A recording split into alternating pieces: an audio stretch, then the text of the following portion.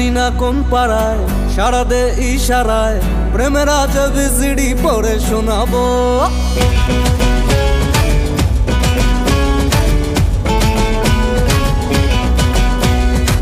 জানি না কোন পাড়ায় সারা দে ইশারায় প্রেমের আজব জিডি পড়ে শোনাবো। করবো এন্ট্রি আমি গ্যারেন্টি, তোকে কমেন্ট্রি করে শোনাবো।